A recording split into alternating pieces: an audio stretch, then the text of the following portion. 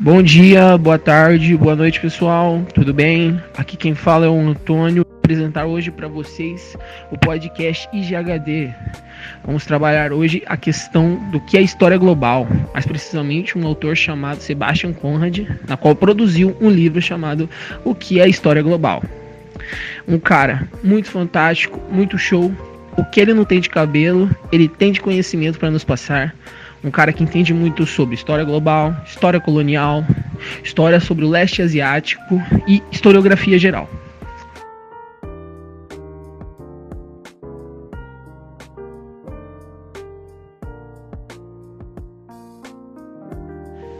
É muito interessante a forma como ele aborda as questões acerca da globalização, não sendo um mundo sem fronteiras ou a história global sendo sempre mundial. Ele traz esse mundo que é produto da globalização já com mudanças de fronteiras, onde algumas são reforçadas, outras se inferiorizam. Os meios de comunicação e os transportes acabam diminuindo muitas barreiras, porém, em contraponto, em alguns lugares ela está bem forte presente, como é o caso dos Estados Unidos, com a relação de imigrantes, não só os Estados Unidos, como por exemplo a Europa. Essa criação de um cenário bem nacionalista é algo que a gente consegue trabalhar com muita precisão na obra do Sebastian Conrad. Ele faz um geral nas formas de abordagem para essa história global, quando nos explica que não há um consenso de como fazer essa história. Ele deixa muito claro as preferências dele, tanto na introdução quanto ao longo dos capítulos, quando vamos lendo, mas ele sempre reconhece que é tudo uma questão de adaptação ao que você quer estudar, ou que você quer observar, tanto espaço, tempo ou a metodologia. Fala também sobre a estratégia all-in, na qual tenta capturar a realidade global em um período específico, por exemplo, século XX, XIX, na qual em cada existe uma temática central. Essa estratégia também tenta absorver histórias locais e transformando em globais, se aproximando da história total e auxiliando na construção da mesma.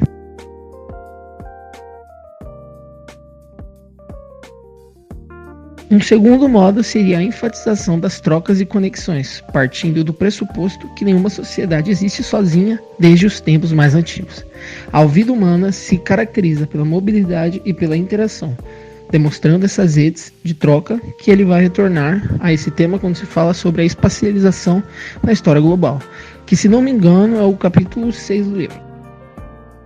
Ele cita diretamente o John Christopher Hill, que é um historiador marxista britânico, com relações também sobre Eric Hobsbawm. Logo após isso, na introdução, ele faz uma afirmação que é: as questões mais interessantes nascem frequentemente da intersecção entre os processos globais e suas manifestações locais, indo de encontro com muito do que esses historiadores citados dizem sobre a fuga do estruturalismo e de aproveitar experiências dos sujeitos históricos. Aqui ele já se posiciona dentro dessas discussões entre abordagens mais estruturalistas, história social, microhistória. Aqui na introdução já se percebe o posicionamento dele, que se repete ao longo de todo o livro, os capítulos. Ele traça o objetivo de entender que a história global não é escrever a história geral do planeta, mas de espaços definidos, na qual levamos em conta a existência de conexões e condições estruturais ao nível global. Se faz importante não perder de vista atores históricos e que não se encontram integrados em extensas redes globais. A abordagem do espaço na história global dada por ele vem de encontro em linha reta com a ideia de se desvincular das unidades espaciais estabelecidas, seja Estado-nação, seja impérios, talvez até mesmo o capitalismo como unidade de análise. Ele cria estratégias para repensar o espaço global e construir novas regiões transnacionais, paradigma do rastreamento, o pensamento em rede e a microhistória do mundo. Todos esses são métodos que ele vai apresentando para se conseguir criar a história de uma maneira global. Um elemento que ele sempre traz para debate são os mares e oceanos, não como barreiras, mas como meios para estabelecer e modelar contatos. A gente sempre vê o Mediterrâneo fazendo essa função de servir de um modo de locomoção para que as outras culturas ao redor dele interajam ao longo da história. A gente sempre observa essa conexão que acontece por meio do mar. O próprio Atlântico, quando a gente fala sobre comércio, acaba entrando em contato com diversos atores que formam conexões que promovem muito mais do que parece.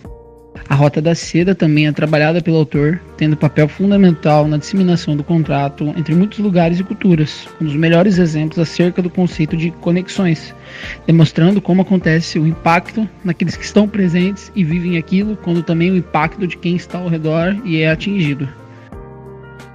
Para o Conrad, um dos pontos mais fascinantes da história global são, com frequência, aqueles que nascem da intersecção entre os processos globais e as manifestações locais.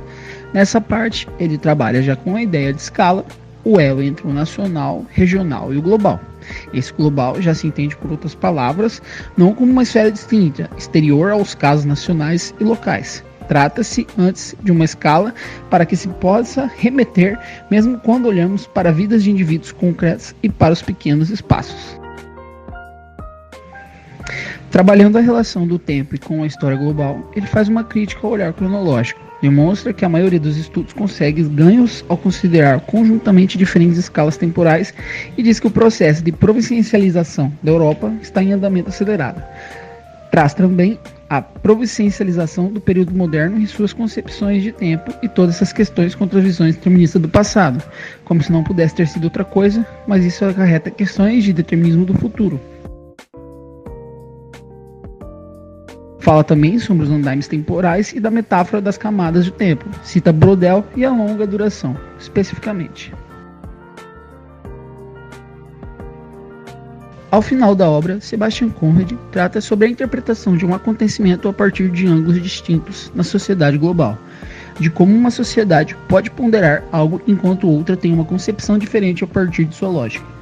O desafio proposto por ele consiste em não decidir a favor de uma em detrimento da outra, mas sim em ponderar as múltiplas escalas e suas vantagens explicativas, variando de... Devemos ser gratos ao Sebastian Conrad pela facilidade na qual ele aborda um tema muito complexo que é a história global, dentro de suas escalas e temáticas, seja ela o tempo, as distâncias ou obstáculos que apareçam para nos fazer interpretar. Uma obra que abre os olhos para uma nova forma de história trabalhada por ele. A historiografia passa a ser mais rica após a incrível ajuda acerca da história global. Esperamos que vocês tenham gostado do que foi tratado e que levem para a vida, ampliando ainda mais a nossa concepção de mundo. Até a próxima, pessoal!